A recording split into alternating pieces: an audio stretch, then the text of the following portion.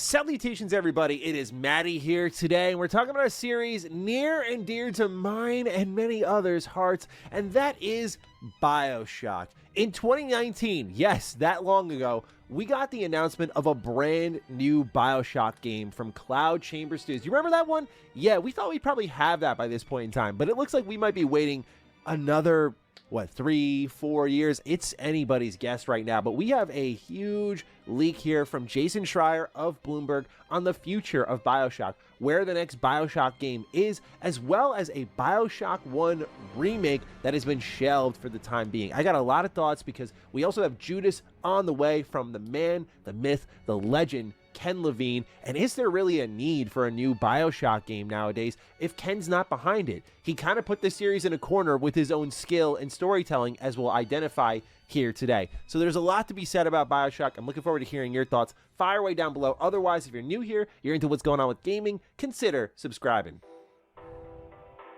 The article is titled, "Next BioShock Game Changes Leaders After Development Turmoil."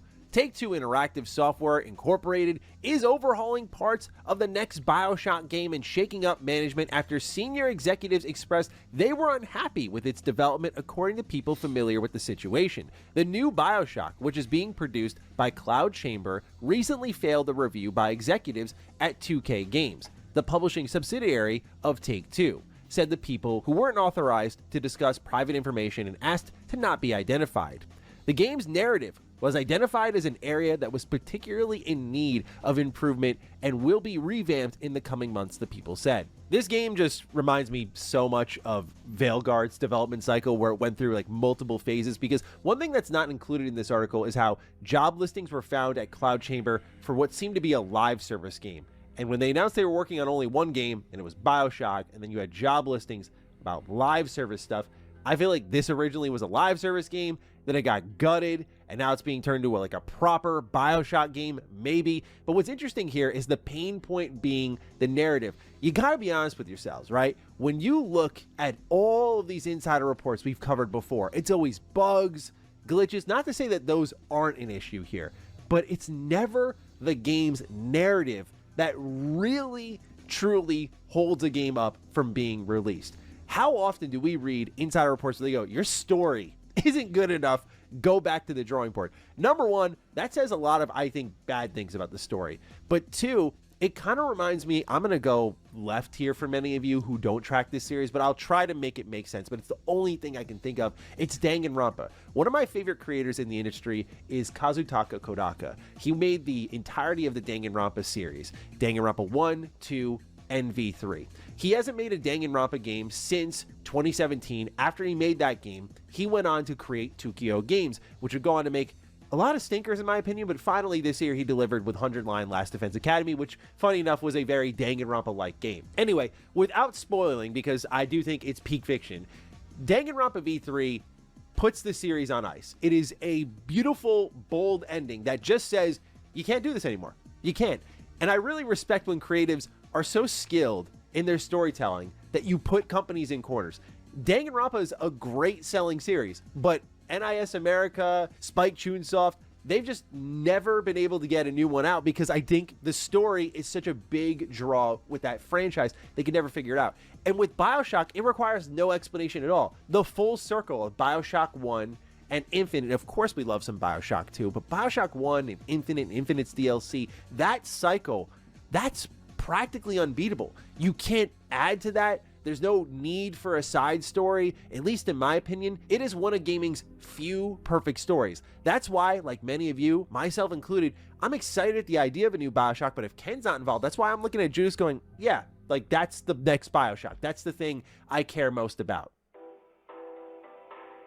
Simply because while BioShock has great gameplay, like Infinite, I think is really fun to play. You know, you're zipping around on all these railings, you're dive bombing people, you got great powers, great shooting. Like, I think BioShock is a very fun series, but you are really there for that story. It is an unbelievably good story.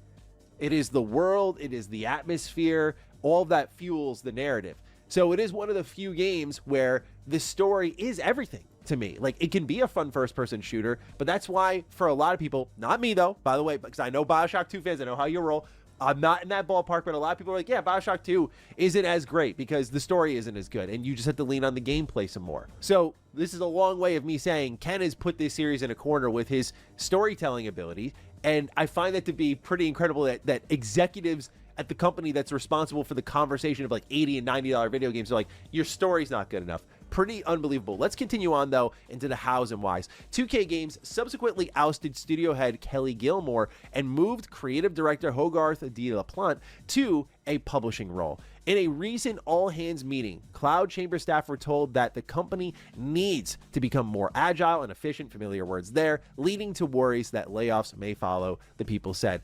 I'm not advocating for layoffs, but this makes sense. We just got to look at Xbox. When you're a project in development, in this case, you announced in 2019, it's 2025, you got nothing to show for it. Yeah, like, I understand why a company's going to say we might have to cut our losses here. You lay people off first, then the project goes. So we'll see where that goes. I understand, though, why this is happening in some cases with some projects. Now, 2K did actually respond to this news here. They actually did give Bloomberg a response. They said, we're working hard to set Bioshock up for the best possible future, which alone indicates that there may be multiple Bioshock games on the way. 2K Games said in a response to the questions from Bloomberg, right now, we have a good game, but we are committed to delivering a great one. We are working closely with leadership at the studio to define this path. A spokesperson confirmed the leadership change and added that the company is fully committed to ensuring we deliver a Bioshock game that exceeds the lofty expectations of our fans, which, again, really, really tough to do. Like, they're just special people in all creative fields, you know, music, movies, TV, gaming. Ken is one of them.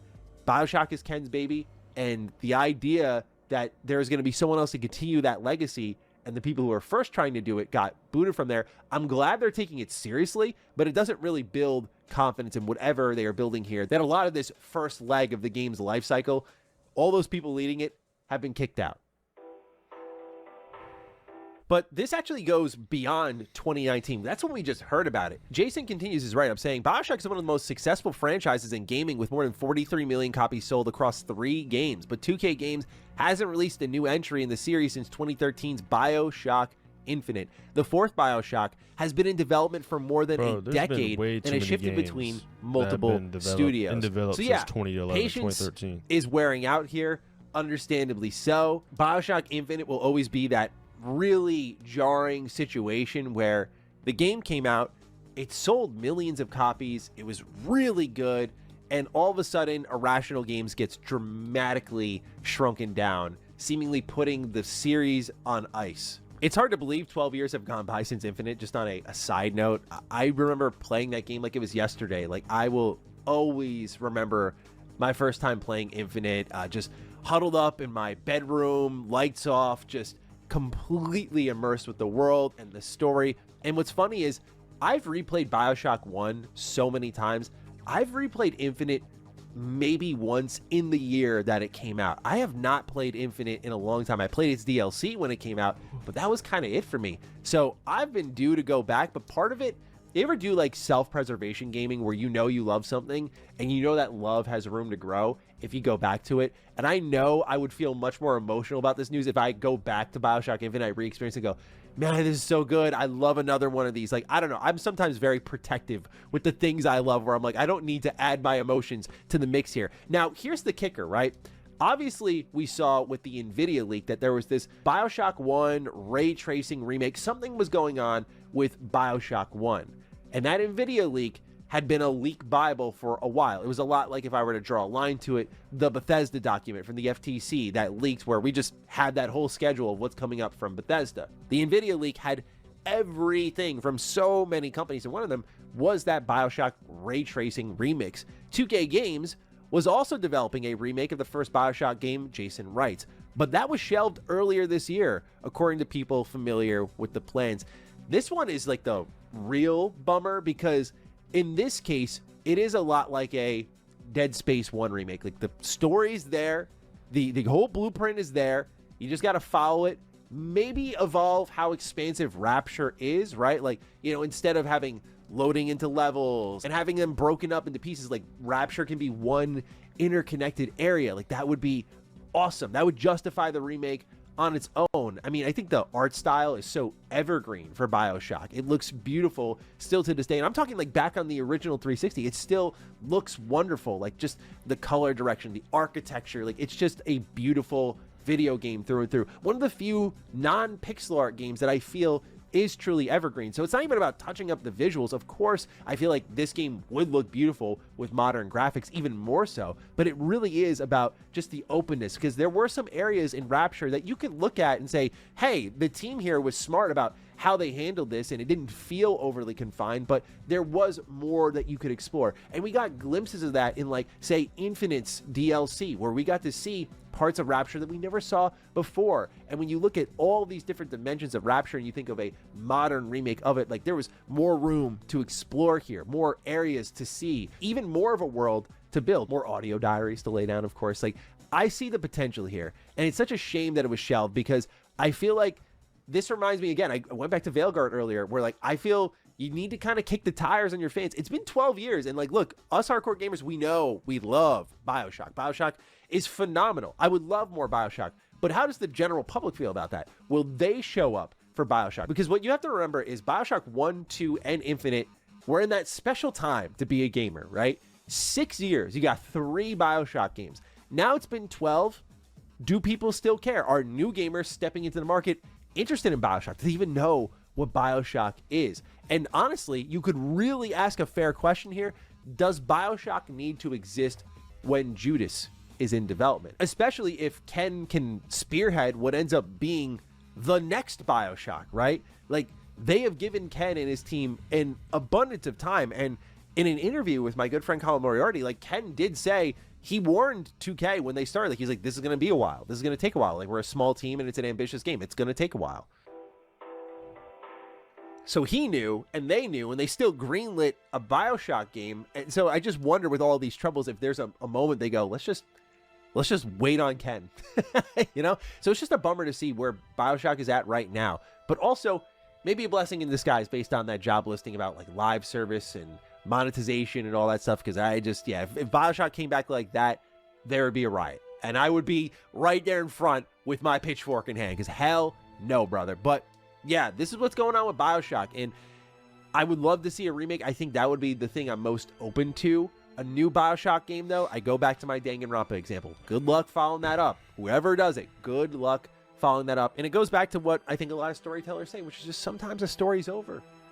That's it. Sometimes, like, there doesn't need to be a fourth, or in this other part of the BioShock universe, you know, like, it doesn't have to be that. Certainly, like, BioShock lore introduced these events that can be explored and are exciting and are interesting, but does it lead to as fulfilling of a story and as clear of a vision as Ken laid out with BioShock 1 to Infinite? Hard to say. So that's all I've got for you, ladies and gentlemen. Just some thoughts on the future of BioShock. Let me know yours down below, how you're feeling about things. Other than that, take excellent care of yourselves, and I will see you in the next one. Stay sexy, stay active. I love you all. Peace. I don't even think I ever played BioShock.